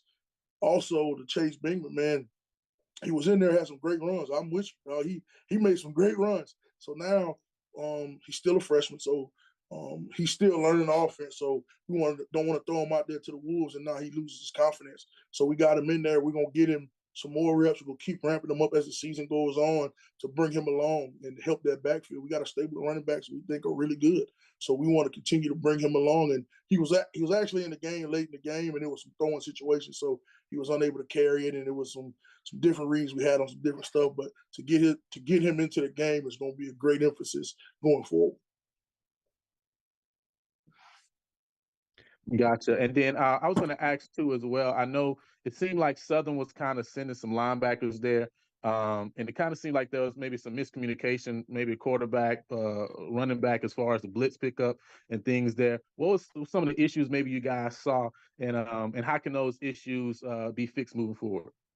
I don't know how many true issues we had. I think it was maybe one time we got mixed up on a protection and we sent it one way and maybe the back heard a different call. But for the most part, we were on par most of the night. It was one hit that he took, I think on probably the big play that was supposed to happen to Chris Herron down the left sideline, down the southern sideline. That probably been the biggest one. But for the most part, man, we were on par with that, man. Just got to continue to bang that rock. We knew that they were a heavy, almost 60% blitz team early downs. So we just got to make sure to walk through practice, through all those different things that everybody's on the same page with protection.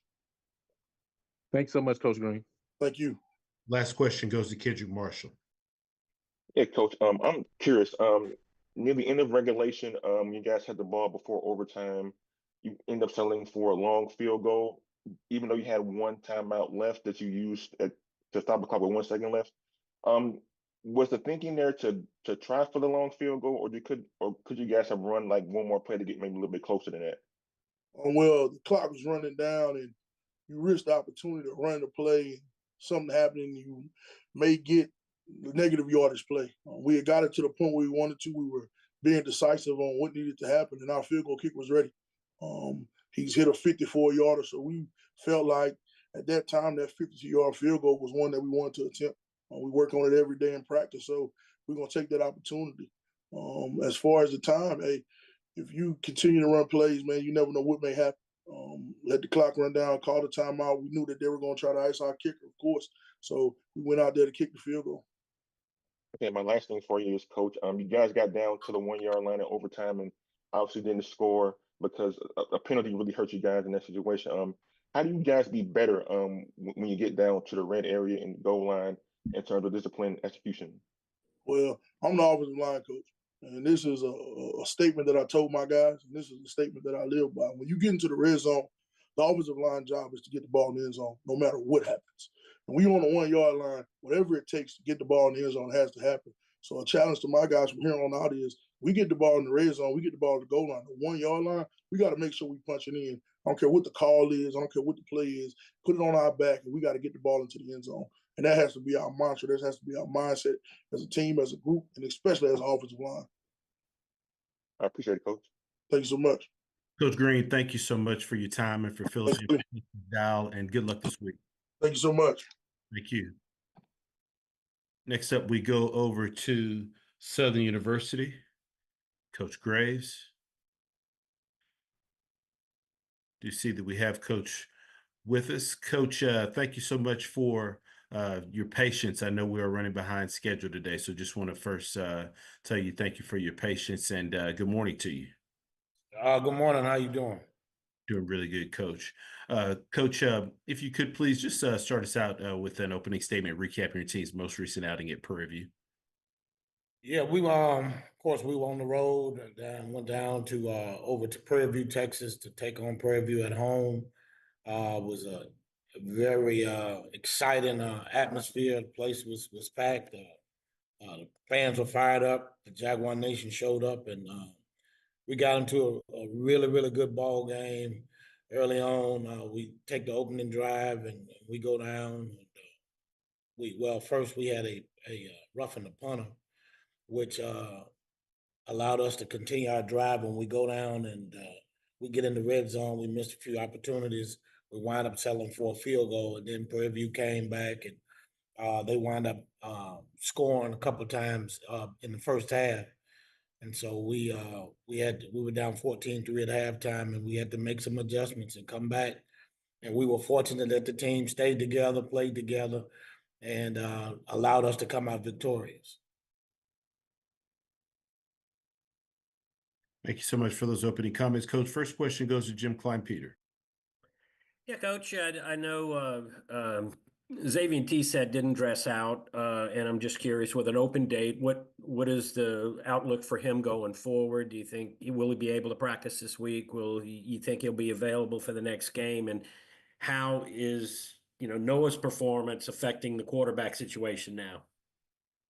Well, that's up to our sports medicine and our doctors to dictate how T-Set is progressing with his rehab and things of that nature. I know he's itching to get out. He's made tremendous progress.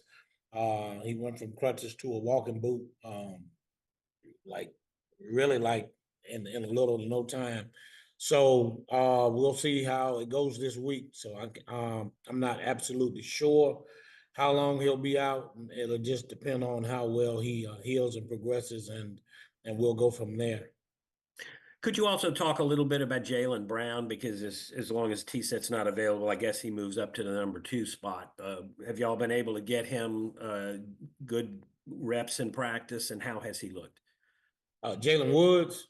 I'm sorry, Jalen Woods. Jalen Woods is a good young quarterback who's the number 2 guy right now. And he's been getting his reps, and we had a chance to put him in a little bit on Saturday night. I think it's like anything else.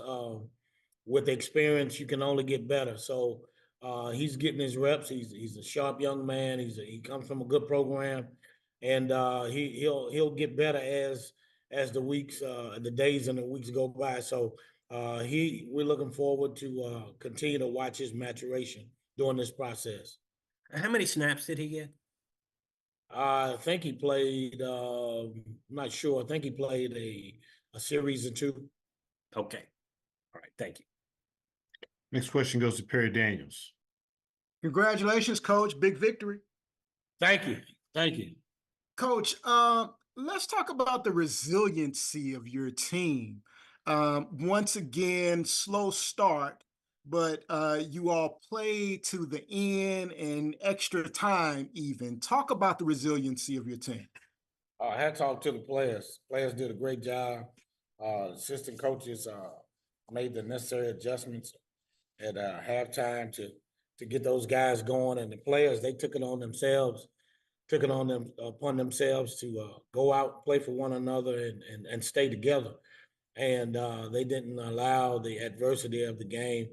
Prairie View did a great job. They're a formidable opponent. We know one another well. Those guys, they had it on their minds to win, and win at home because they knew, it's tough when you fall back 0-2 on the west side and the Wild Wild West. So they were doing what they needed to do to make sure that they didn't. And our guys just stayed the course and fought to the end. And fortunately, we were able to come out on top. And Noah Biden, is this the quarterback that you anticipated at the beginning of the season playing for you now? Well, he's improving. Noah's improving. I think I'm probably harder on him than anyone else because I know it's more. He can give us more. And, we're going to continue to work with him and continue to help him and help him during the process of he's going through. And he's getting more comfortable. He's getting better every day. And so we just got to continue to keep pushing him. But as you can see, when he's in the zone or when he's focused and locked in on what he's doing, he's pretty doggone good. So we want to continue to just keep, fixing the things that are not so good and really encouraging him and pushing him to do those things he does well. Thank you, Coach. You're welcome. Next question goes to Doc Holliday. Morning, Coach. How you doing today? Good morning, Doc. How are you? I'm doing good. Tell us about your defensive line. As far as the defense overall, got 7 sacks on Prairie View on Saturday, and give us a good glimpse about Sakel Givens and what he did in this game to kind of cause chaos and confusion. Well, the defensive line is it's an experienced line, and those guys play hard, play well. They get after it.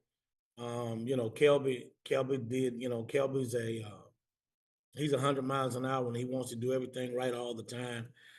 Sometimes people are going to try to double and sometimes triple team him, and what that does is create one-on-one opportunities for other guys. And so those guys, when they get an opportunity, they're taking advantage of it. And Darius Harry and Davin Cotton and Willie Miles and those guys, they're doing, and Jelani Davis, those guys are doing a really, really good job of defeating the one-on-ones and getting after it.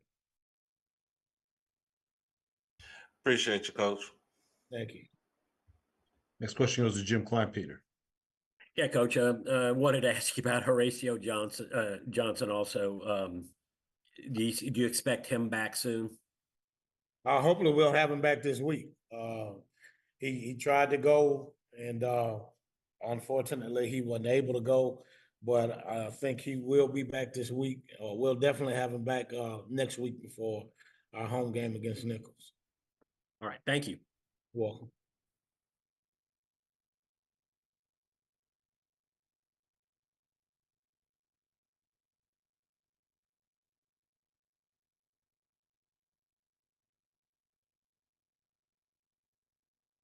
Coach, as always, we appreciate your time. Look forward to speak to you again next week. All right. Thank you. Go Jags. All right. Next, we're going to try to connect with Coach Dishman with Texas Southern. We'll be back momentarily.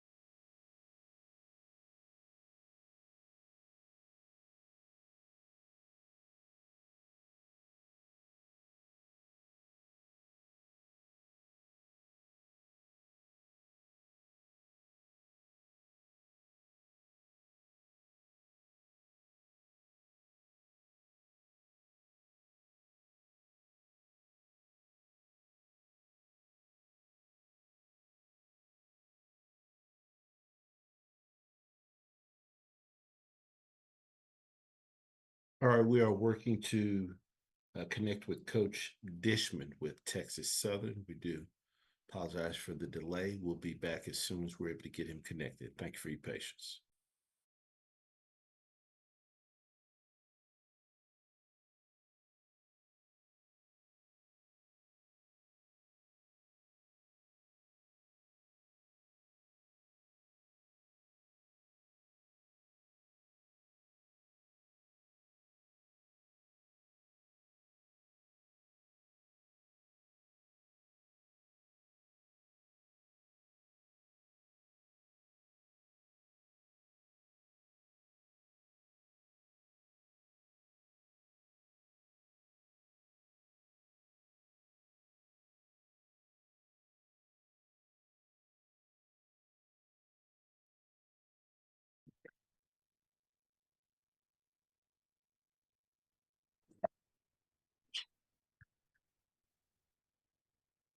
All right, happy to be joined by Dishman with Texas Southern. Good morning, Coach.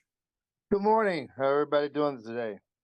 Doing great, Coach. Appreciate you asking. Coach, as always, thank you so much for your time. Coach, can you start us out with an opening statement recapping your team's most recent outing at Lamar? Well, our team is in high spirits. After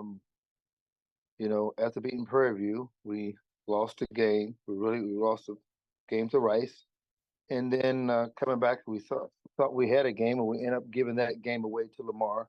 All credit due to Lamar for winning the game.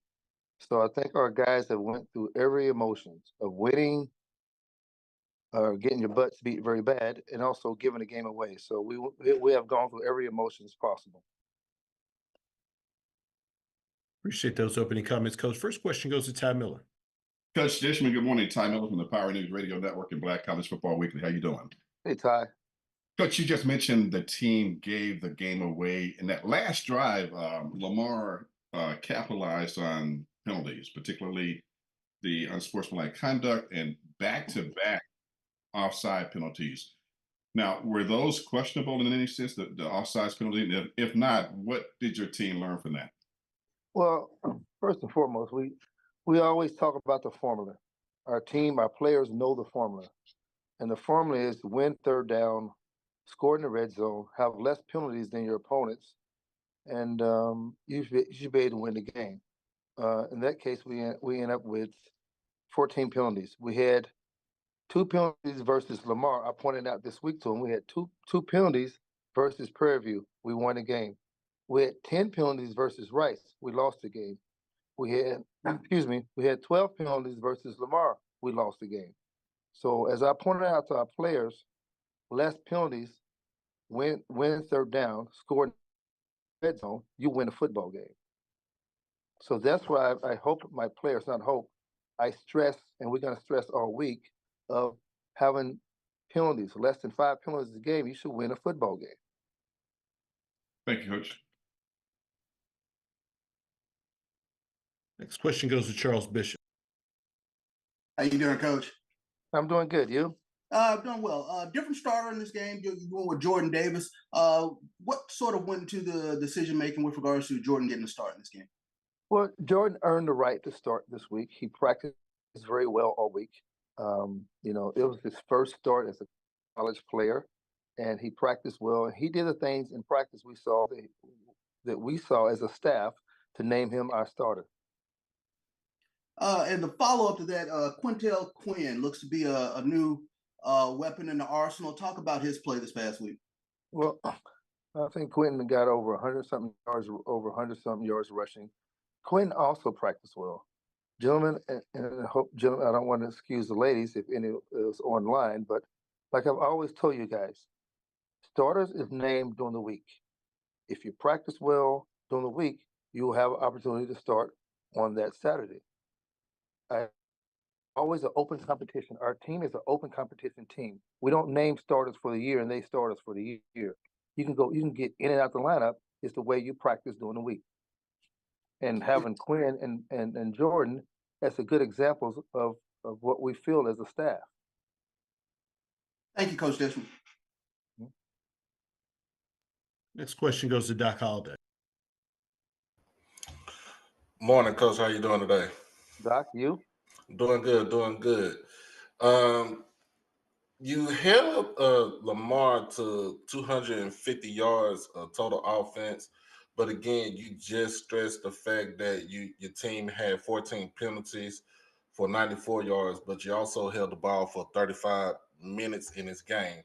Again, what are some other things that you want to do as far as kind of keeping that momentum as far as uh, uh, making sure as far as with the passing game being tough and physical when it comes to playing pass defense? Well, Doc, like I said earlier, that uh, penalties, you have less penalties, you should win the game. Lamar's a good team. In order to be a good team, you have to be able to be more physical than that team. You have to be smart. We didn't play smart football by jumping off sides. We didn't play smart football by getting a personal foul. And we're nor they're driving down in the 2 minute offense. You know, we can't have penalties when they drive it on us. We have to be able to be smart enough, and don't be the get a personal foul call. Whether the call's a call good or bad, it doesn't matter. The ref call it, and whatever the ref calls is gonna stand. I've never seen a ref call a personal foul, then all of a sudden change his mind, talking about no, it's not a personal foul. If he calls it, it calls it. We have to be smart enough to understand where we at. Thank you again, Coach. Thank you. Coach Dishman, as always, we appreciate your time. Look forward to speaking to you again next week. All right, guys, have a great one. Thank you. All right, next we're going to go over to our final coach, Coach Taylor with Jackson State. Once again, if you do have any questions for Coach, please utilize the raise your hand feature to get your question in the queue. Please also make sure that your lines are muted unless you are actively asking a question. With that being said, happy to be joined by Coach Taylor with Jackson State. Coach, first and foremost, thank you for your patience and good afternoon to you. Hey, good afternoon. How's everybody doing? Doing pretty good, Coach. Appreciate you. Good. Coach, if you would start us out with an opening statement recapping your team's most recent outing versus Grambling State. Tough loss for our football team this past weekend. You know, we knew it'd be tough going on the road. We had to play great football going down into Grambling, and we just didn't. You know, our offense, we had 5 turnovers, 11 penalties. I think that was a big difference in the football game.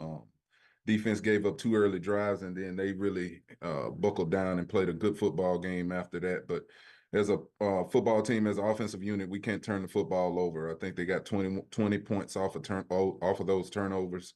So we just got to be better at taking care of the football and, you know, limit the penalties in a football game like that. But, you know, hats off to Grambling. They did what they supposed to do and came out and, you know, won that football game. Appreciate those opening comments, Coach. First question goes to Mona Stapleton. Good morning, Coach. How you doing? I'm good. How are you doing this morning? I'm fine. Happy belated birthday. Thank you. Thank you. So Coach Taylor, in the recent game against Grambling State, the team gained roughly 159 rushing yards. Yeah. It appeared that the run game was de-emphasized early in the contest. Can you explain the rationale behind this decision? And additionally, as you prepare to face Texas Southern, how do you plan to implement in-game offensive adjustments in real time? Yeah, you know, our offensive line has been playing at a high level. You know, Coach Ramirez is doing a great job with those guys, and we knew we could take advantage of some of the things in our run game with some motions and stuff, and you know, handing the ball off to those backs, you know, and trying to get a couple of play action opportunities, you know, off of those off the run game. So they did a good job, you know, of going out there. And again, you know, we was down a couple of linemen. Our center didn't start this past game. We had 2 new tackles in this game because of injury, but they, you know, came out there and played good football. I thought Irv ran the ball well. Travis Terrell, J.D. Martin ran the football well. So, you know, that's what we kind of hang our hat on here, you know, run the football, and we want to play good defense. So very pleased with that. Going into this game with, you know, Texas Southern, you know, we just watch the film. You know, we started preparing for those guys on yesterday.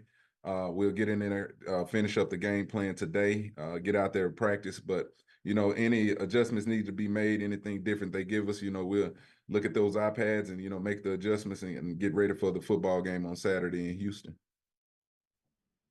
Thank you, Coach. And as a follow-up question, do you envision solidifying one quarterback as the starter, or do you believe that the current system still has a potential to succeed with more adjustments? I do. I kind of like what they're, the way things are going right now. Both are playing pretty good. They didn't have their best game this past weekend. Would like for Cam to stay upright in the game. He's had 3 starts, 3 opportunities to start.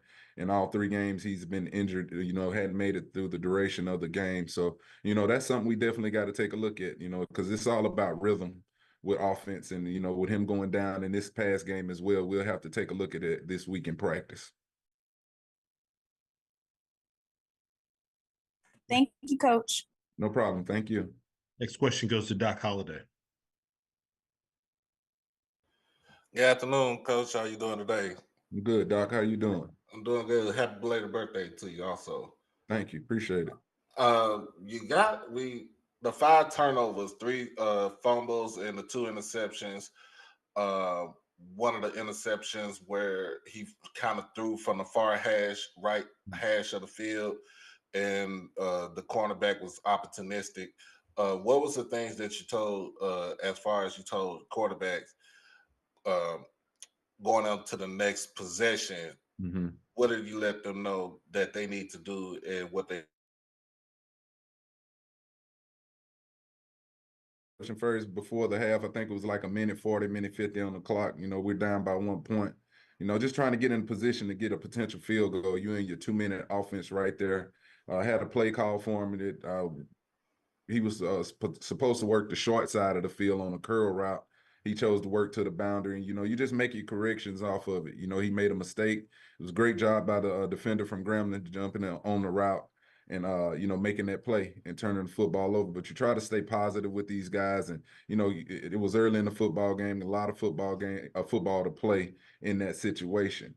The one Jacobian had, same deal. We had designed something for the tight end to pop open. Tight end's running wide open down the seam. He just drops the snap. And instead of trying to cover it up, he tried to pick it up and still try to make something happen. But those kinds of things happen in the football game, and we got to get it cleaned up this week in order to be successful, because, we was right there in that football game. We just can't give them 20 points off turnovers and put our defense into that situation.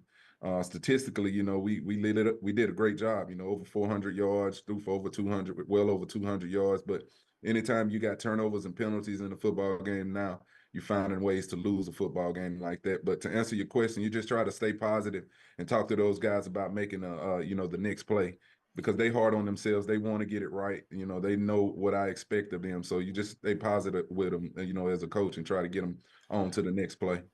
And my follow-up question, we had a drive where on defense, Grambling was trying to drive the ball. We had them on 3rd down, but then we ended up with a personal foul rough for the passer penalty on Lacey. Yeah. What are some things you want to try to do to clean up as far as the mental aspect of the game, with the penalties, kind of limit the penalties? Because like you said, you can't win a football game when you have 11 penalties for 111 yards. Yeah, and that's what I told Lacey in that situation. We got him backed up. You're playing the game hard, but no reason to go, hit the quarterback late. And it's the same deal as you was talking about the quarterbacks. You just have to shake it off, because the players, you don't want them to getting too down on themselves. They're trying to play hard, do things the right way. He just got caught in the moment. We've been talking about it. We want to get to the quarterback. He's been playing good football all year. First time ever getting in a situation like that. He had a great game last weekend against Southern with the interception and everything, but he was just playing hard and, just got caught up in the moment and made a bad decision right there. Appreciate you, Coach. All right. Thanks, Doc. Next question goes to Ty Miller. Hey, Coach Taylor. Good morning to you. How you doing? I'm good. How are you doing this morning? I'm good. Coach, one of the stats that we don't talk about a whole lot, because sometimes coaches say it doesn't matter, is time of possession. However, Texas Southern has been controlling the clock at almost a 10-minute advantage point on their opponents this season. Mm-hmm. So how key will it be for your team to even that out, if not control the clock yourself, and also to get off the field on 3rd downs? Well, you look at the Texas Southern team, they're running the football well. Anytime you can run the football well, you're able to control those minutes in a football game, So that's something that we got to really emphasize with our defenses, to come out and stop the run, and flip vice versa that, when we were running the football well, we're able to, control the football game, control that time of possession. So, those are things that we're addressing. We see that they have been, winning with the time of possessions, doing a good job over there, Coach Dishman, with that football team. So we got to be ready to play and like I said, offensively run the football well, lean on those big guys up front, and, being able to control the line of scrimmage with our defensive line against his offensive unit. Thank you, Coach. Thank you. This question goes to Charles Bishop. Hey, how you doing, Coach? What's up, Chuck? Hey, quick question. I want to follow up on something that you had already touched on with regards to the style of play from Cameron. 3 games, and he'd been nicked up or dinged in 3 of those games. How do you go about the process of, kind of altering his style of play to sort of keep him upright? Great question. I mean, we've been trying to teach him to just slide. That's the thing we've been emphasizing to him, to just get down in those situations when you're taking off with the football. It's something we've been stressing to him at practice. To you got to protect yourself, Chuck, because these guys, these defenders, they look forward to these quarterbacks taking off. So it's just something we got to continue to emphasize with him. He's been, going to treatment, doing the things the right way, but he has to figure it out too, as well as, just trying to get through those full 4 quarters of football for us and, staying on the football field and keeping that rhythm going. Sure thing. Really quick follow-up. Large fan base of Jackson State fans out here in Dallas and Houston. How important will their support be for Jackson State this upcoming weekend? It's huge. It's huge. These kids feel their support. They did a good job coming down to Grambling this past weekend. We know they're going to be there, but we putting it on our shoulders too to come back and rebound off a tough loss this past weekend. So we want them to be there. And we know they're going to show up. So we're looking forward to getting on that plane and coming down to Houston this weekend and playing against Texas Southern. Sure thing. Appreciate it, Coach, and happy birthday, bro. All right. Appreciate it, Chuck. Thank you. Mm-hmm. Last question goes to Ty Miller. Coach Taylor, again, another question, following up on something that Coach Dishman talked about. How difficult are the Tigers to prepare for Texas Southern when he has a philosophy of the guys who practice the best will be the ones who play, which means you may not necessarily see the guys who are normal starters? I thought that was well said by Coach. I got the tail end of that, but that's what as coaches, that's kind of how we go about this thing, because he said it, we're in practices all week, and we're evaluating these players, putting a lot of hours in, trying to get the best guys on the field. So I thought it was well said, and it goes back to a question I had earlier. It goes back, you just have to make those adjustments during the game when you expecting a certain player and then you get another athlete on the field. You just have to make those adjustments. But I thought it was well said by Coach Dishman. You evaluate your players all week to week, because you got some guys that might not be performing as well as they was last week, and this guy steps up this week. So you're going to get the best players on the football field in order to win games. Thank you, Coach. Thank you. Coach Taylor, as always, we appreciate your time. Look forward to speaking to you again next week. All right. Thank you, guys. Appreciate it. Appreciate it. This concludes our SWAC football head coaches media session for Monday, September 20th.